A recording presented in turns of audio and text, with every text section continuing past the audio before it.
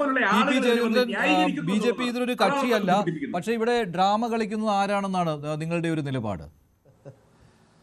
അല്ല, എന്തിനാണ് ഇതിന്റെ അകത്ത് ഡ്രാമയുടെ ആവശ്യമുണ്ടോ? അല്ല, ഇത് നന്നായി കേട്ടോ. ഈ കളങ്കിതരായ പോലീസുകാർ വെളിയിൽ വരുന്നത്, അവർ സേനയിലുണ്ട് എന്നുള്ള കാര്യം വെളിയിൽ വരുന്നത് നല്ലതാണ്. അല്ലെങ്കിൽ അവർ അവിടെ മറഞ്ഞിരുന്നേനെ. അതുകൊണ്ട് അത് നന്നായി. ഷാഫിയുടെ വാർത്താ സമ്മേളനം എന്തായാലും നന്നായി.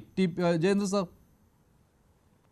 നോക്കൂ മഞ്ജുഷ്, നമ്മളിപ്പോ ചർച്ച ചെയ്യുന്നത് ലോകത്തെ നമ്പർ 1 ആയ, ഇന്ത്യ രാജ്യത്തെ നമ്പർ 1 ആയ സംവിധാനങ്ങളെ കുറിച്ചും ആ സംവിധാനങ്ങള് രാജ്യത്തെ പൗരന്മാർക്ക് നൽകിക്കൊണ്ടിരിക്കുന്ന സേവനങ്ങളെ കുറിച്ചുമുള്ള ചർച്ചയാണല്ലോ നമ്മുടെ ഇതിന്റെ ആധികാരികവും ഇതിന്റെ ആഴത്തിലും പരപ്പിലും നമ്മൾ ചർച്ച ചെയ്യുന്നത്.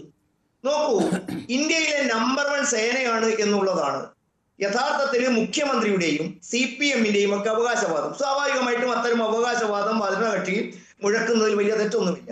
പക്ഷേ കേരളത്തിലെ പോലീസ് സേന എന്ന് പറയുന്നത് കുത്തഴിഞ്ഞ, നാഥനില്ലാത്ത, ആർക്കും എന്തും ചെയ്യാവുന്ന ഒരു വേദിയായി അധപ്പതിച്ചു എന്നതിന്റെ തെളിവുകളായിട്ട് ഇതിൽ പരം എന്തു വേണം?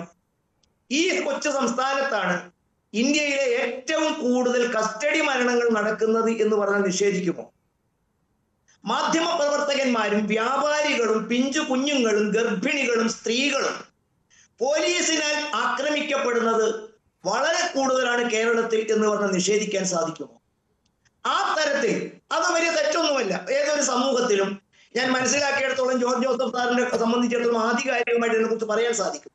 എന്റെ ധാരണയിൽ ഏതൊരു സമൂഹത്തിലും ഏതൊരു വിഭാഗത്തിലും കുറച്ച് ക്രിമിനലുകളും കുറച്ച് സാമൂഹ്യ വിരുദ്ധരും ഒക്കെ ഉണ്ടാകും. എന്റെ അറിവിൽ അതൊരു 3% താഴെ ഏതൊരു സംവിധാനത്തിലും ഇത്തരം ക്രിമിനലുകളും ഇത്തരത്തിലുള്ള സാമൂഹ്യ വിരുദ്ധ ശക്തികളും ഉണ്ടാകും. പക്ഷേ കേരളത്തിൽ അതിന്റെ നമ്പറുകളിലുള്ള ഗണ്യമായ വർധനവാണ് ചൂണ്ടിക്കാണിക്കുന്നത്.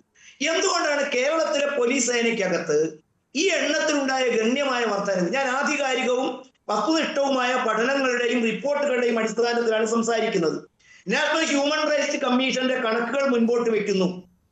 നോക്കൂ, കസ്റ്റഡി പരാതികളുടെ കാര്യത്തിൽ, പോലീസിനെതിരെയുള്ള കംപ്ലൈന്റുകൾ പരിശോധിക്കുന്ന കാര്യത്തിൽ, അവരുടെ പ്രവർത്തനം വിലയിരുത്തുന്ന കാര്യത്തിൽ, കുറ്റവാളികളെ കണ്ടെത്തി ശിക്ഷിക്കുന്ന കാര്യത്തിൽ വളരെ വളരെ പുറകിലാണ് കേരളം എന്ന് അദ്ദേഹം ചൂണ്ടിക്കാണിക്കുന്നു. 2018 മുതൽ 23 വരെയുള്ള ഇവരുടെ കണക്ക് പ്രകാരം 3551 പരാതികൾ ലഭിച്ചപ്പോൾ അന്വേഷണത്തിന് വിധേയമാക്കിയത് 1534 എണ്ണം മാത്രമാണ്. നടപടികൾക്ക് വിധേയമാക്കിയത് 6 എണ്ണം മാത്രമാണ്. മുഖ്യമന്ത്രി പറയുന്നു 744 കുറ്റവാളികളായ പോലീസുകാരുണ്ട്.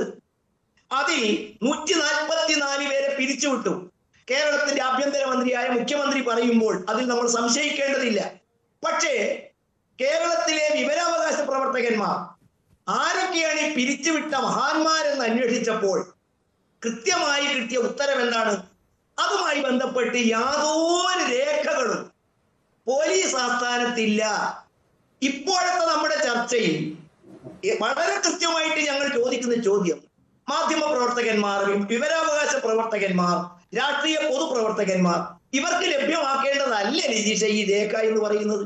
ആരൊക്കെയാണ് പോലീസിന്റെ നടപടി നേരിട്ട 144 പേർ? അത് 144 പേരുണ്ടോ? അതിൽ കൂടുതലുണ്ടോ? അവർ ചെയ്ത ഗുരുതരമായ കുറ്റകൃത്യങ്ങൾ എന്തൊക്കെയാണ്? ഇതിന് ഉത്തരം തേടുമ്പോഴാണ് എന്റെ അഭിപ്രായത്തിൽ ലോകത്തൊരിടത്തും ഇല്ലാത്ത തരത്തിലുള്ള രാഷ്ട്രീയ സംഘടനാ സ്വാതന്ത്ര്യം അനുഭവിക്കുന്ന കേരളത്തിലെ പോലീസ് സേനയുടെ പങ്ക് വ്യക്തമാകുന്നത്. നോക്കൂ, വളരെ പക്ഷപാതപരമായിട്ടുള്ള പെരുമാറ്റങ്ങൾക്ക് എത്ര ഉദാഹരണങ്ങൾ വേണമെങ്കിൽ നമുക്ക് നിരത്താൻ സാധിക്കും. കുറ്റാരോപിതരായ വളരെ കൃത്യമായ നടപടികൾക്ക് വിധേയമാകേണ്ട ഉദ്യോഗസ്ഥന്മാരെ സംരക്ഷിച്ചതിന്റെയും രക്ഷപ്പെടുത്തിയതിന്റെയും എത്ര എത്ര എത്ര തെളിവുകൾ നമ്മുടെ മുന്നിൽ. അതിലെ കൂടുതൽ പോകേണ്ട ശ്രീ ജോർജ് ജോസഫ്, ഈ